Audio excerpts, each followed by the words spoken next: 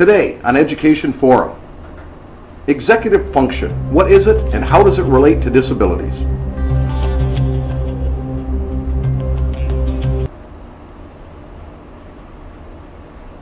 From the studio in the College of Education and Health Professions at Columbus State University in Columbus, Georgia, this is Education Forum with your host, Dr. Jeffrey T. Conklin.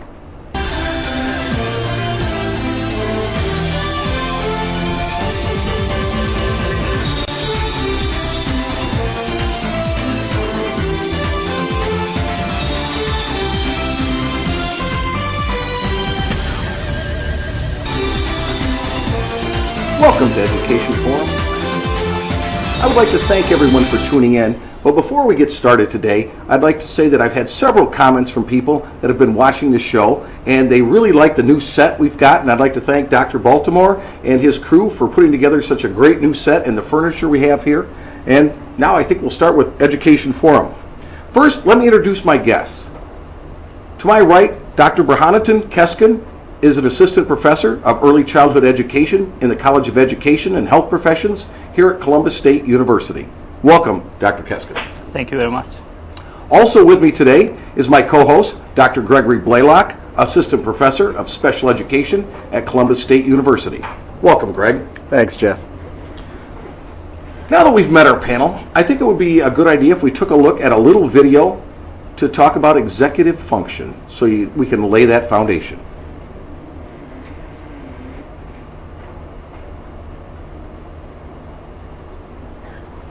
There's the light to the camera.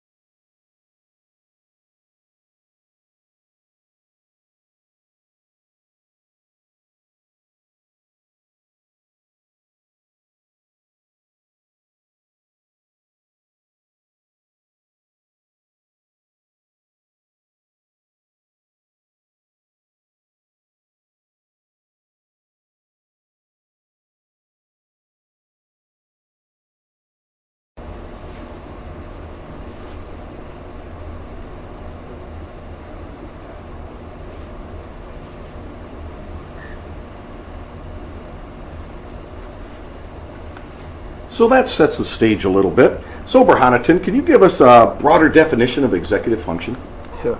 Executive function refers to a set of high-level cognitive functions that regulates and control other abilities, such as ability to initiate behavior or ability to stop a behavior, ability to plan a future behavior, or manage your time and other things. Okay, so can you tell us how high-level cognitive functioning and low-level cognitive functioning are and how they're related to executive function? The definition of executive function implies a distinction between high-level cognitive functions versus low-level cognitive functions. When we talk about high-level cognitive functions, we are talking about abilities that involves evaluating and some other type of high-level abilities, such as when you evaluate, you have to monitor the environment and come up with your own conclusion. In the low-level cognitive functions, they are usually referred to skills such as motor skills or auditory or visual sensations. Okay. So the executive function regulates the other lower-level functions. Okay. All right. Now, what about such things as automatic and controlled actions, and how are those related to executive function? Well, if I could jump in, I think, yeah. you know, in cognitive science, we kind of think about two different types of actions. We've got automatic actions or automated actions, and then we have what we call control actions. And automatic actions are those actions that are habitual in nature. They're things that we do that we don't really even think about doing. For instance, many of us can relate to driving to work in the morning and getting to work and not really realizing how we got there. The drive-in is something that we do so often that it's a habitual thing. During the drive, we're able to multitask.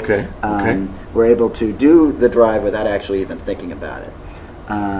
Contrast that with what we might call controlled actions. And controlled actions are those actions that actually require us to think about doing it in order to carry it out. They require some planning. They require some flexible thought as we're carrying out the action, some real concentration, if you will. So getting back to our example of driving into work, we can turn that habitual or automatic process or action into a controlled action if it starts raining very hard on the way in. Or if it starts snowing. Suddenly now what was a leisurely drive becomes a drive where you're concentrating on the road, you're blocking everything out. You might actually turn the radio down so that you can concentrate on your driving and concentrate on where everybody else is on the road. So you're going from an automatic function at that point, or an automatic action, to a controlled one. Absolutely. Where you have to cognitively think about it. Think about it, absolutely. And so when we talk about executive functioning, I think that's more of just a general umbrella term for this for controlled action. Yes, and I also would like to make a comment on this. When we talk about higher level cognitive function versus lower level cognitive function related to automatic versus control action. Just because something is automatic, it doesn't mean that it involves only lower level cognitive functions. So for example, like a driving. If I am driving from my home to my school or other places, it involves high level of thinking because you have to be paying attention to the road, the traffic lights and other things. You have to be in the moment. Yes, in the moment. Even though it involves high level of thinking, it can be automatic. So So we have to make a distinction. Another distinction we should make is just because we made a separation between high level of cognitive skills versus low level of cognitive skills, it doesn't mean that we don't really need the low level of cognitive function. These are the functions that feed the high level cognitive functions. So they are the foundation of our mental structure. So it's not like they're any less important. No. Because we call them low and high. It has nothing to do with that's an important distinction to make. Yes, I think when we think about the video that we have seen at the beginning, there the person gave an example of a symphony orchestra. He says, think about a symphony orchestra full of very skillful musicians. Individually, they can do a great job, but if there's not a good conductor, then the resulting sound may not be considered as music because it is going to be most likely a chaotic noise, which you cannot call music. The same thing, you may have a really good lower level cognitive functions, and you can function at that level very well, but if you don't have the chief executive functioning that rules, governs and organize these functions, then you will be in trouble in terms of chaos. Yes, the chaos, mental chaos, which will result in actual chaos in your life. You know, we'll have to talk about that a little bit as we go along, but I think we still need to talk about how important or what is the relationship with executive function and child development? Okay, it is a very important topic for numerous reasons. The most important to me is because it is when you are born, you don't come with a developed executive functioning. Okay. So it's something that a child develops. From day one? Yes, Okay. from day one. Okay. Even at the day one, it is the executive functioning level is quite low because the baby cannot really control his or her behavior. Much of anything at this Yes. point. Right, okay. Yeah. Okay. So at the beginning, it is not really at a good point, but later on, with maturation, it evolves and develops and becomes more mature executive function. Okay. So because the baby develops it, it is very important to developmental psychologists because they ask the question, when does this develop? Okay. And how does it develop? The more we know about when this executive functioning develops and when and how it develops, it makes us more enabled to discover the truth behind it and then help children to function in not only in classroom environment but also in regular social life. In life. Yes, Okay. Now, properly. does it go through stages? Do you see definite stages like you do with other child development? I mean, at the beginning, it's not, of course, developed, but Okay. later on, especially many research suggests that at the age of 10, you get more like an adult-like executive functioning. But Okay. before that, you are somewhere in between. It develops. Yes. Okay. What's interesting about this is when you think about executive functioning and perhaps some of the social issues we face today, and how it relates. You can think about many states and cities, for instance, are contemplating or have banned such things as texting or talking on the telephone while driving. Okay. Okay. And that's something that some people might be able to do in an automatic way, and do it just fine. Sure. But then there's some people like me that even when I'm driving to work, it's difficult for me to talk on the phone. Sure. Impossible for me to text because it's a controlled action for me, and so it's something that would be dangerous for me to do. And so you see issues like this where some people will argue texting or talking on the phone, it does not take away from Yes, driving in yes, the you least hear bit. And that. in some respects, for those people, it may not at all. But then there are other people who may not realize that it actually does or might take away from their concentration on the road. It might convert driving from a automatic to a controlled process for them. Okay. Now, with you saying that, I know this is going to sound like a funny question, but is that something like a skill that can be taught, or something that they've picked up? Is it a new behavior? Because I'm thinking, perhaps people of our age, we're not big on that texting while driving, but some people that we know that might be in our classes, I mean, they can do that. It's automatic. I think to answer your question, we need to examine the components of executive functioning. Okay. Like Okay. one of the major components of executive functioning is cognitive flexibility. Okay, And okay. working memory. I think this will All help right. us to understand your question. Good. Provide an answer to your question. When we talk about cognitive flexibility, it is a function that enables us to act properly in a given situation, which is usually a very changing, ever-changing situation. Okay. So if you don't have that cognitive flexibility, you will end up having a very rigid cognitive structure, and because of that, you will not function properly in society. And going back to your question, Okay. I think working memory is important at this point. We all have working memory, but the capacity of our working memory is different from one individual to another. All right. All right.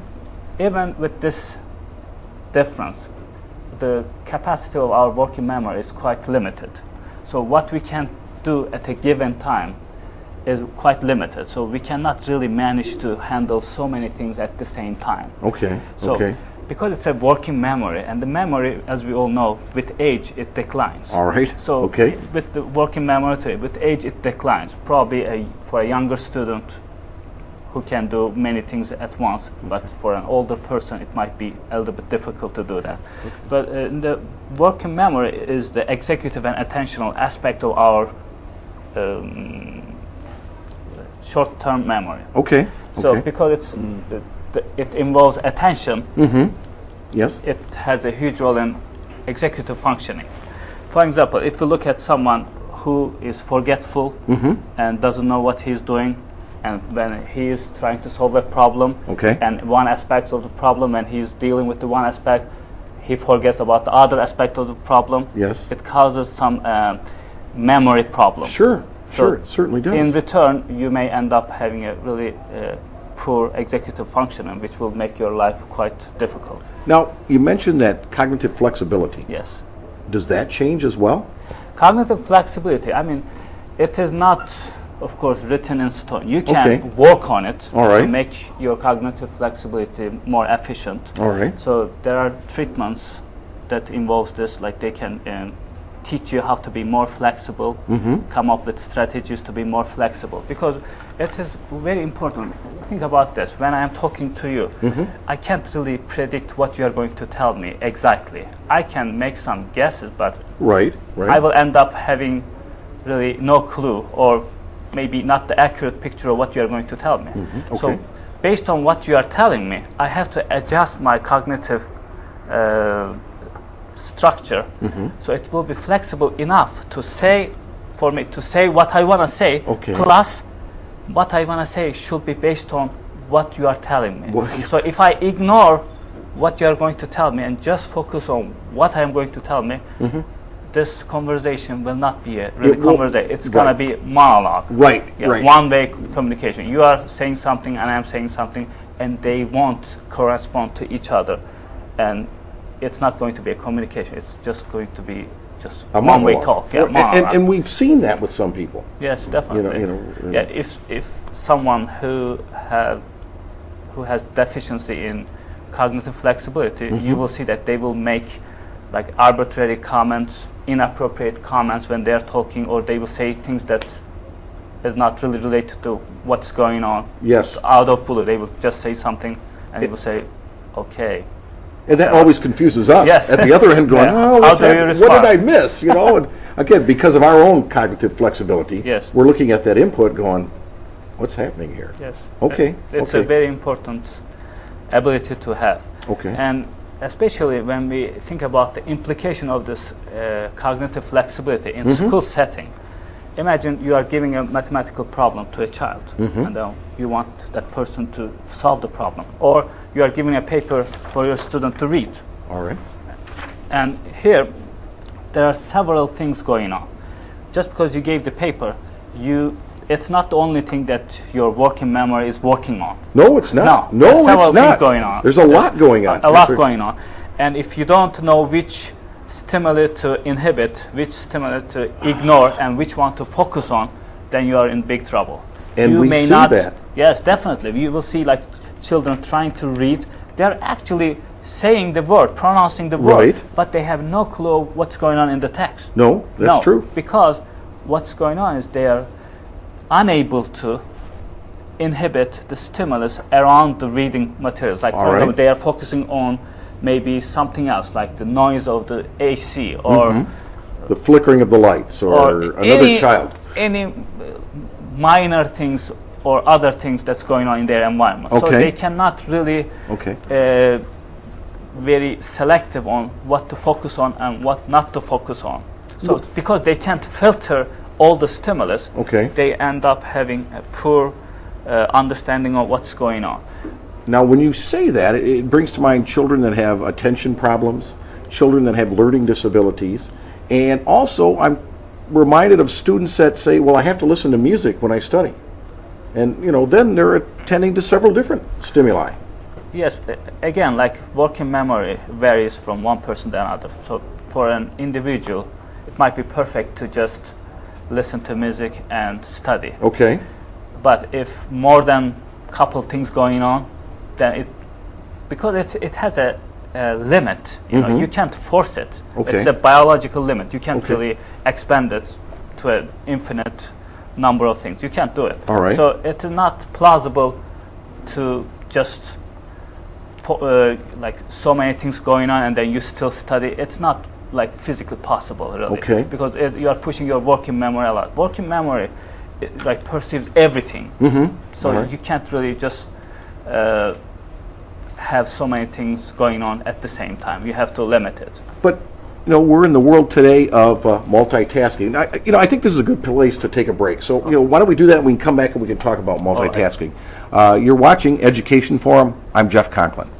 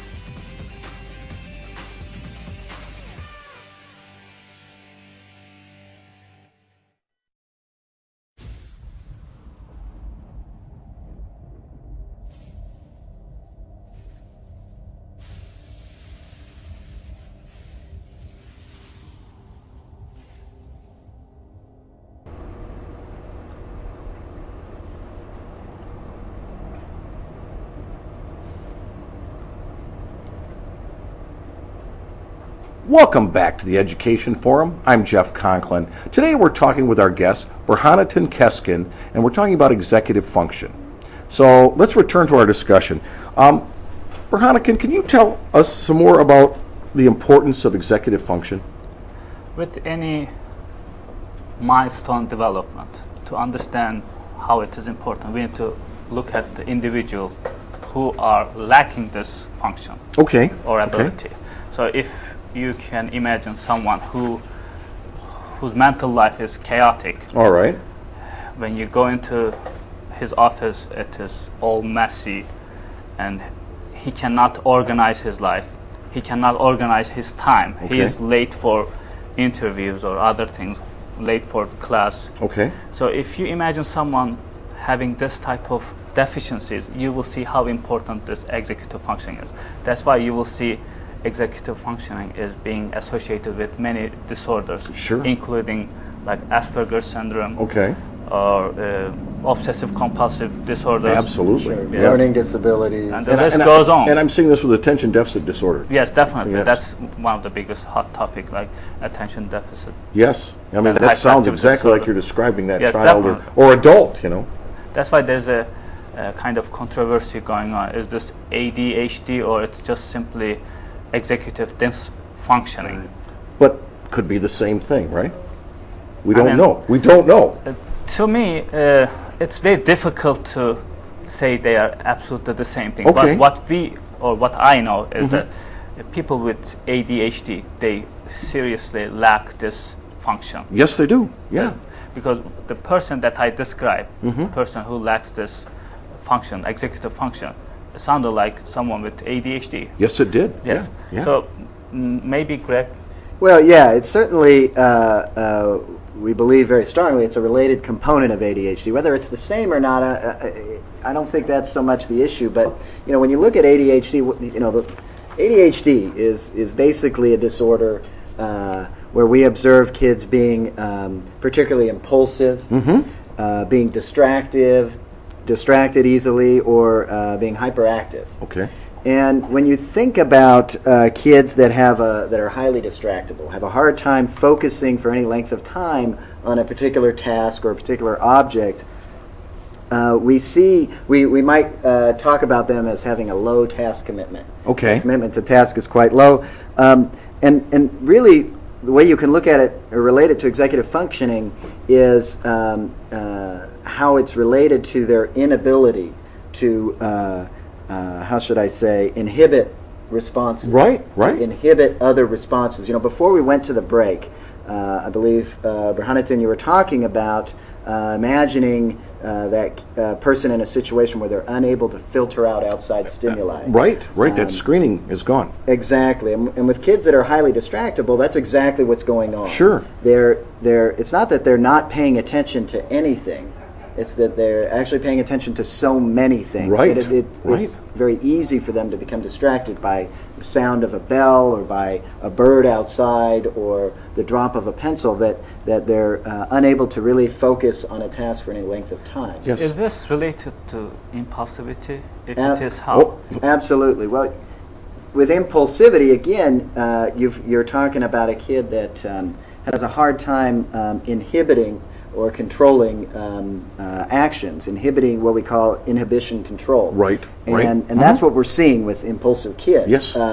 They're so impulsive, they have such a difficult time inhibiting their control, their actions, that we see in their executive functioning, or we can relate it to their executive functioning in terms of their attention shifting. Okay. So for instance, all right. you've got a kid in a classroom who's listening to the teacher. If you have a hard time keeping your attention on any one thing, then your attention is more likely to shift onto all right. something else. If your attention is more likely to shift onto something else, then it might be very difficult for you to inhibit or control your action as it relates to whatever your attention might be shifting to. So again, would that be an executive function issue? Definitely. Okay. Yes, Okay. definitely. Because when you are not focusing on your goal behavior, Okay. and you are focusing on other stimuli that's all around you, it has an implication on your behavior, because now you are trying to do this, but you can't focus on it, so you try to do other things that are not related to this task. Okay. So you switch from one behavior to another, Right. which from an outsider it's Looks perfectly seen impulsive. as impulsive. You know? Yes. Okay. Very good. All You know, right. we talk about executive functioning as also affecting people in terms of their need to overcome habitual response, as we might say. And what we're talking about there is the ability for somebody who's used to responding in a certain way Okay. to, when some parameter changes in the situation, to inhibit or control that automatic response and respond more appropriately. Okay. Let me try to All give right. you a Yeah, better, take that a better little further. example. Yeah. Or an example of that to help better explain it. When you're driving to work, you take a certain route every day. Absolutely. And you go that same route every day, and it becomes, as I said at the beginning of the show, an automatic response, something you don't really even think about. And then you find yourself maybe on a Saturday on your way to the hardware store. And so you pull out of your driveway, you take a right as you normally would on a Friday to go to work, and you get a call. Right. And so you answer the phone, and as you're driving, you're talking on the phone. Yes. And you might actually end up driving to work because your executive functioning is such that you've moved from, again, a automatic action to a controlled action. Okay. And you're having a hard time inhibiting the automatic response of just driving to work. Excellent. Okay. You know, we see Yeah. this with kids. Another example would be a simple Simon Says game. In Simon Says, what you have are kids who are mimicking the actions of The a leader. leader, right? And so they mimic the ideas, they mimic the action when the leader says, Simon Says. Okay. And they're supposed to inhibit mimicking that action when the leader does something but doesn't provide that verbal cue of Yes. Simon Says. And so you learn very quickly as the leader to lull them into this false sense of security by saying, Simon says touch your toes, Simon says do B, Simon says do C. And what happens then is kids who are playing along, start giving the automatic response. The automatic response just mimicking what the leader is saying. They quit listening to the cue of Simon Says. And then suddenly after saying Simon Says do E, then the leader just does F without saying Simon Says. And half the people might do it. Right. And what you're seeing there then is difficulty overcoming that habitual response of just doing what the leader is doing. That's become an automatic process for them. Okay. And they're having a difficult time inhibiting that response. I see. Okay. And also I was thinking about like the cognitive flexibility. Yes. It results in not being able to adjust yourself to the situation that is ever changing. How about like a social implication of being not able to have cognitive flexibility? Do you think this will have like some social implication? You know, just when you brought up that issue, you knew there were some social implications. Yes. People that can't adapt to any changes in their environment. Absolutely. Right? We see, and that's a source of, or that could be a source of social skills difficulty with kids with ADHD. For absolutely. Instance, who are impulsive, who are highly distractive, who are not so flexible in their thinking. Okay. As Burhanettin, you pointed out, flexibility in thinking has a lot to do with how you interact with someone. When you're going to have a conversation, you might have something planned out in your head in terms of how the conversation is going to go, but then very quickly that could change based on the response of your communication partner or partners. And you have to be flexible enough to change with that conversation to continue to respond in what would be a socially appropriate way. Kids that have a difficult time doing that, kids with ADHD that might have some executive functioning issues. When I say issues, perhaps delays in their development of their executive functioning. Kids with autism who might have delays in the development of their executive functioning might not be as flexible when their communication partner doesn't react the way they had initially planned. And so then their response may become very inappropriate very quickly because their flexibility of thought is not functioning the way it should. Doesn't fit into the situation because they weren't able to anticipate a change. Now, when you mention the whole social skills thing, what it tells me is social skills for most of us are an automatic response. And the kids that do not have social skills, it's something that they have not made part of their automatic response. Is that true? Is that how you would look at it? Or? I think like social skills, when someone lacks this skills, it is again related to cognitive flexibility and working memory too. So when you're in a conversation, again, if you cannot focus on the person who is speaking, then you're going to end up saying what you want to say anyway. So you will end up saying something inappropriate to the conversation. Totally out of the context. So this will turn you into someone with antisocial behavior traits. And another one is the cognitive flexibility. If your mind is arranged in a way that it's not flexible, it's rigid, that means you can perceive things only from a white and black perspective. You may not have a gray area. So you can easily label someone as good or bad, and you may not just and we do see that. Yeah. Oh yeah, we sure do, and that fits in. So that as a result turn you into an antisocial person, because if you see things from only bad or good or just in two-dimensional version, then you can't really have a lot of friends, or you can't really function properly.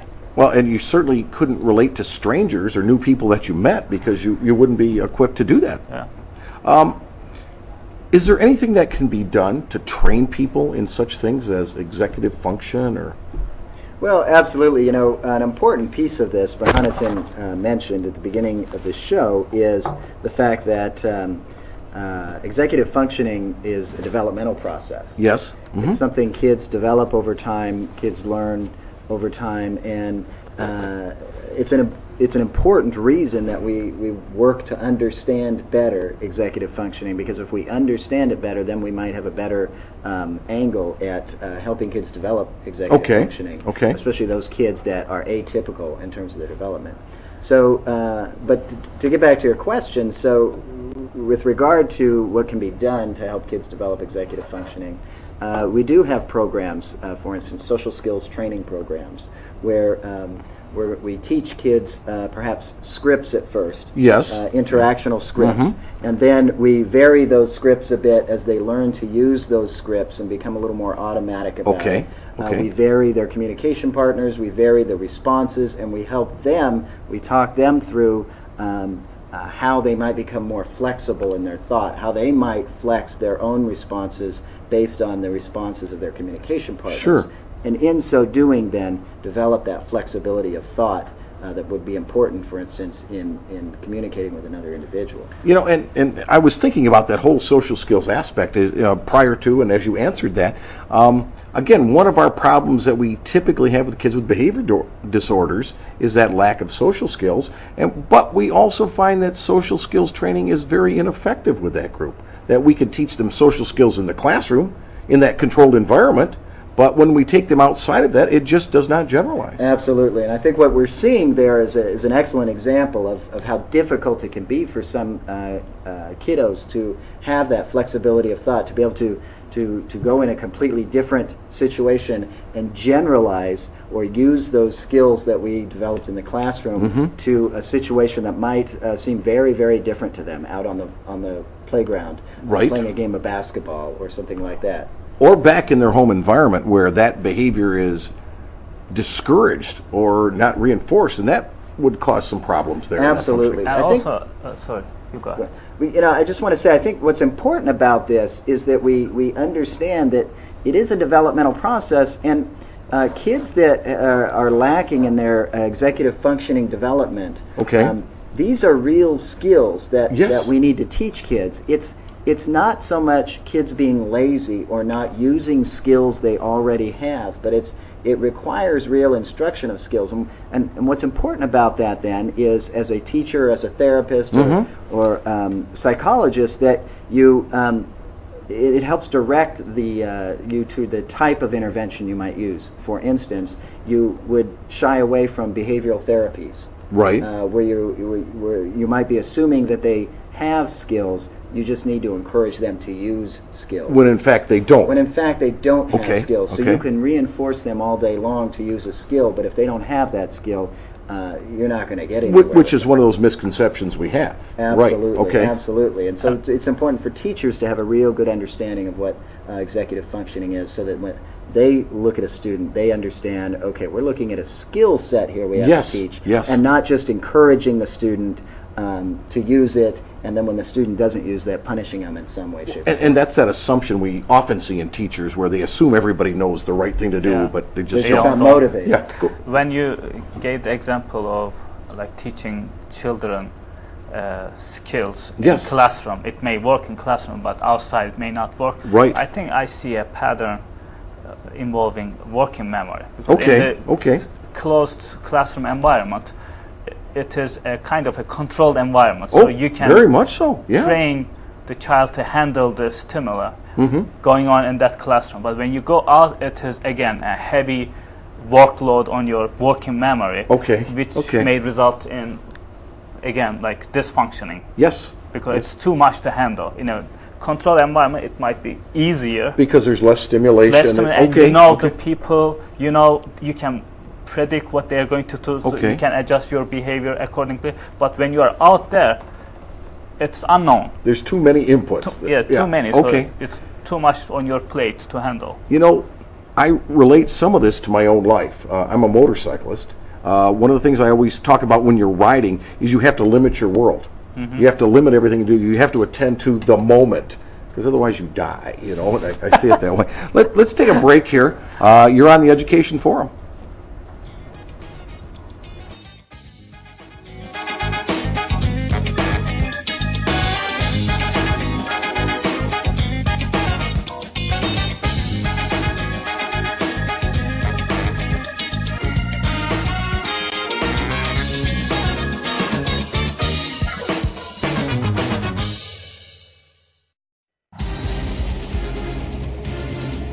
COEHP TV, brings you programming from the faculty, students, and staff in the College of Education and Health Professions. Learn more about our programs, admissions, initiatives, and other informative events by tuning into our webcast presented live from the studio located in Jordan Hall on COEHP TV. You're watching COEHP TV.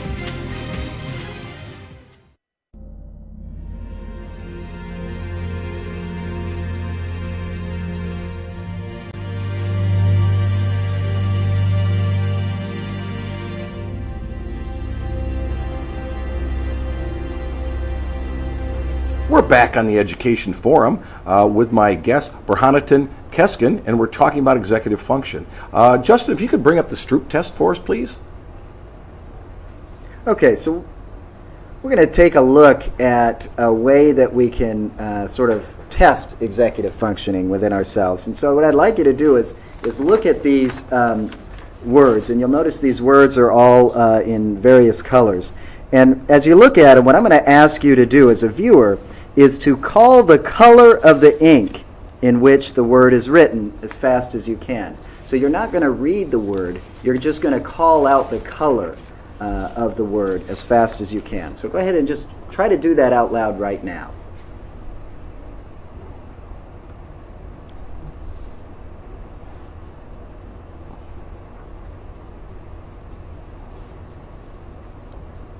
Okay, so hopefully you did that. You probably saw that it was actually quite difficult to call the correct color rather than reading the word. And that's an example of how difficult it can be to inhibit an automatic response. As fluent readers, our automatic response is to look at the word, and even though we're asked specifically not to read the word, but to simply call out the color of the word, our automatic response is very difficult to inhibit. And so more likely than not, maybe you did it correctly the first two words, but then you dropped into your automatic response and you found yourself starting to read the word and then starting to stumble as you tried to figure out what to do next. It slowed you right down, or you had to really put some effort into it. Absolutely, absolutely. I think the question is like, are you cognitively flexible enough to ignore the meaning of the word? Because whenever, if you know how to read, whenever you see a word, you just read it, no matter if you pay attention or not. So are you cognitively flexible enough to ignore the meaning of the word, which is the prepotent stimuli? It's very strong. It's there, it's very strong, and you need to eliminate that and focus on the color. So in like social life, and you think about the implication of this, you may see that are very appealing to you, but you know that you are not supposed to do that at that time. You're not supposed to do it. But are you going to be able to ignore that potent, like very strong stimuli that's coming to you, ignore it and then say, no, I'm not going to do it? Absolutely. Like when you are hungry, for example, I'm very hungry and I see a piece of cake there. And the natural thing for me to take a bite. But am I going to be cognitively flexible enough to change my mindset, saying that even though it is there and I am hungry and I'm going to, I should be eating, but it's not an appropriate behavior in this context. So ignore that stimuli and focus on other things that are relevant. Now, we do see sometimes with older people how all of a sudden that seems to change. And they no longer have that flexibility, and if they see that cake, they have no impulse control there. I mean, it's a reversion back, isn't it? Yeah, like when we talk about flexibility, you know, with maturation, this flexibility can decline easily. Oh, all right, all right. Think about a tree. You know, at the beginning, it is very flexible. When the tree grows, the trunk gets harder and harder. It becomes less flexible. It's true for our mental life too. It's not true for everybody, but it's for general public. It is true. When you get old, your cognitive structure tends to get inflexible. It's not flexible as it was before. So when it is not flexible, you cannot adjust yourself to a new situation, or you cannot be very receptive to new ideas. Because you are not cognitively flexible to receive new ideas. Because we've lost that ability. Okay. Absolutely. Now, is that, you know, one of the things I've read about and I've heard about is mental gymnastics, where we're trying to get people to do something different. For example, driving to work a different way, eating with the opposite hand, doing everything with your opposite hand, puzzles, things of that nature. That's to make you more cognitively flexible. Yes, definitely, Okay. because you are like trying to swim against the current. But Okay. you can do it. Okay. It's not going to do a major impact, but it is. No? It is. No? I think to me, it's going to slow down this process because it's biologically. I mean, you can't Okay. go back to the previous stage. No, like no. the- The tree can't go back to being little again. Yes, you Okay. can't. I mean, you All right. can't be as flexible as when you were like very young. But what you can do, you can slow down the process. And what we know now that we can slow down this process, but we cannot eliminate it because with maturation, with getting old, Okay. it's inevitable. So far, what we know. Okay, and that also might explain why when we see older people that have become less flexible, they're more comfortable with sameness. Yes, sameness, even to different ideas. Like if you Yes, tell them a different yes. idea, they're not very into new ideas. No, They just want no. comfort, what they already know. They are not very receptive to new ideas because with age, cognitive flexibility declines. So you can't really adjust to new situations. Because when you are introduced a new idea, Right. that's like a whole world. You need to rearrange your world Like again. the paradigm shift that we keep hearing about. Yeah, this is like you have a lot of things to change, and it is always comforting for us to stick with what we have Oh, versus the other new thing, novel Right, thing right. that requires change. And and I also have to add to that. I have to argue that a big piece of what we're talking about is this difficulty with controlling habitual response. Okay, You know, okay. as we grow, as we get older, our experiences help inform us, and we do become creatures of habit. Yes, we And- do. And Yeah. you know, part of that mental gymnastics, whether driving a different way to work. Again, what we're doing, swimming against that tide tide being that very habitual way of acting. Yes. And providing us with some flexibility to try to fight that habitual response that we might have developed as we get older. And you know, It is difficult, but not impossible. now, listening to you guys talk, being older than the two of you, I see that happening with myself, that mental flexibility. All of a sudden I'm saying, sameness is a good thing. yeah, I can assure you that many of us, your colleagues, see that with you, thank you. as Yeah, well, becoming that's much great. more Yeah. inflexible I appreciate as the that, days yeah. go on. Like this show, we're that- going to do the same topic next week because I Absolutely. feel good about it. Yeah, Absolutely, absolutely. comforting. Huh?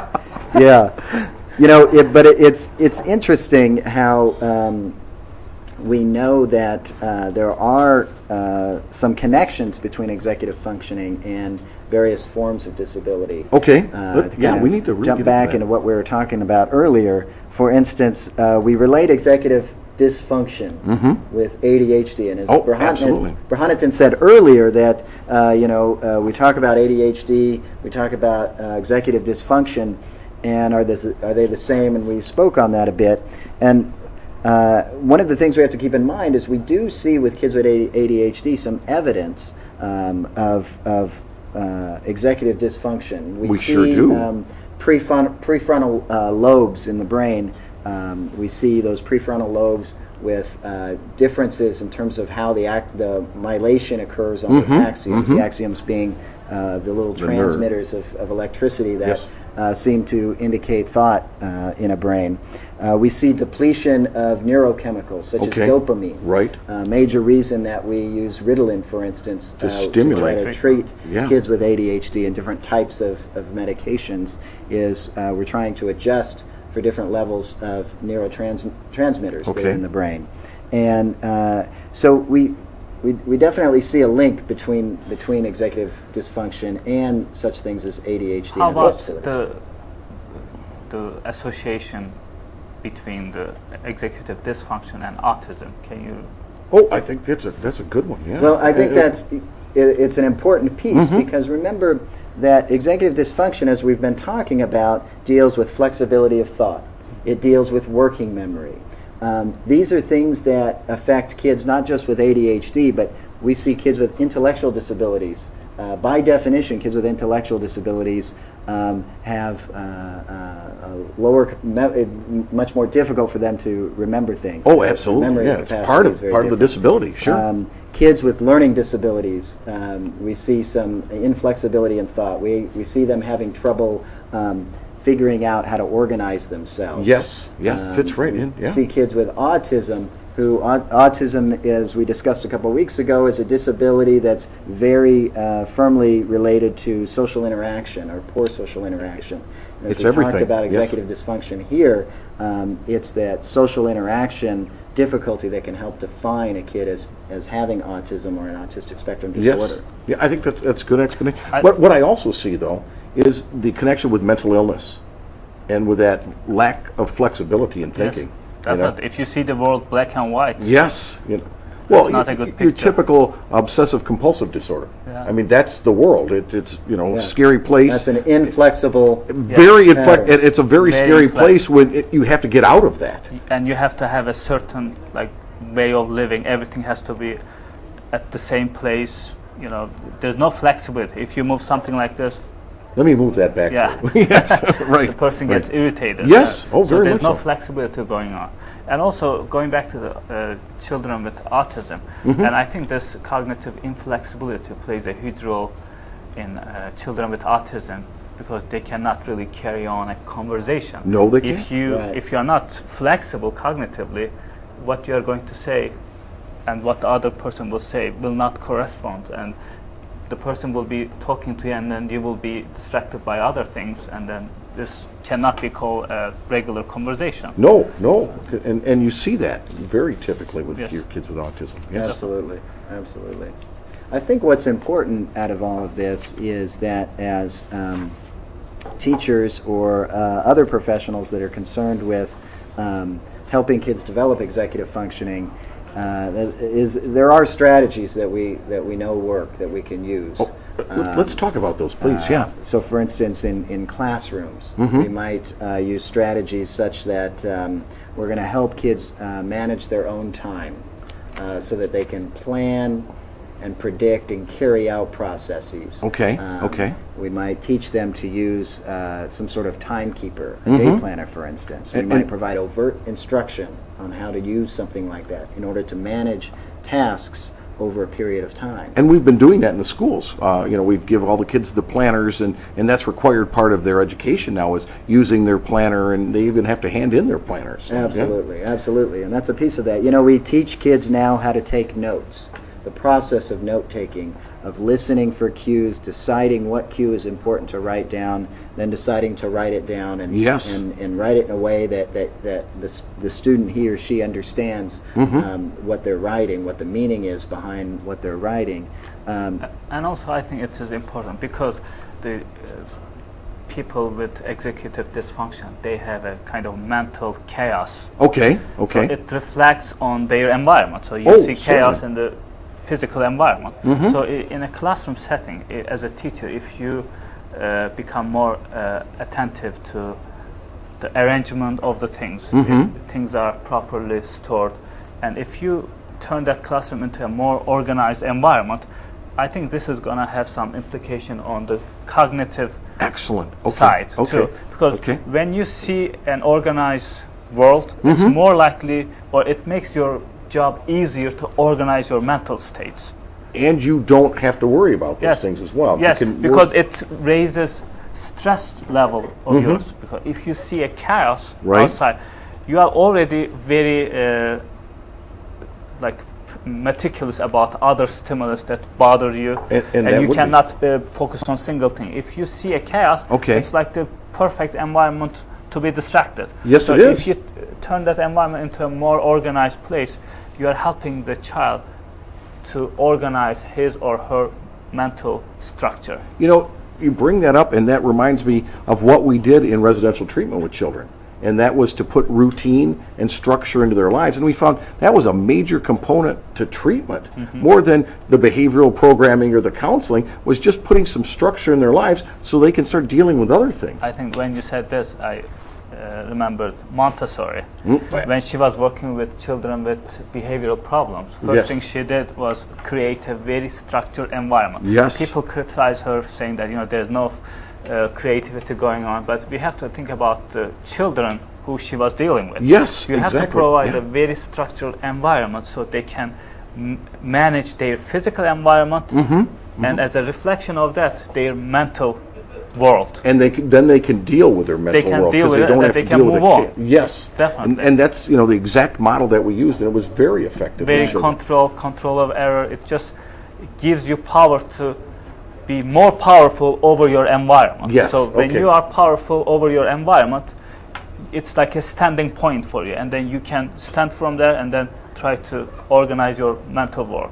It's like this: when you watch a beautiful view, you Yes. feel like a good feeling inside Yes, of you. okay. But if you look at a clutter, like a very chaotic environment, you don't feel that good. No, you don't. Because a physical environment has an influence on our psychology plus our cognitive structures. Right. So the same thing. If you prepare a nice environment, organized environment, it's definitely going to help you. I agree. I'm afraid we're going to have to stop the conversation here. All right. I would like to thank Burhanettin Keskin for being on the show today, and of course my co-host Greg Blaylock. This is the Education Forum. I'm Jeff Conklin.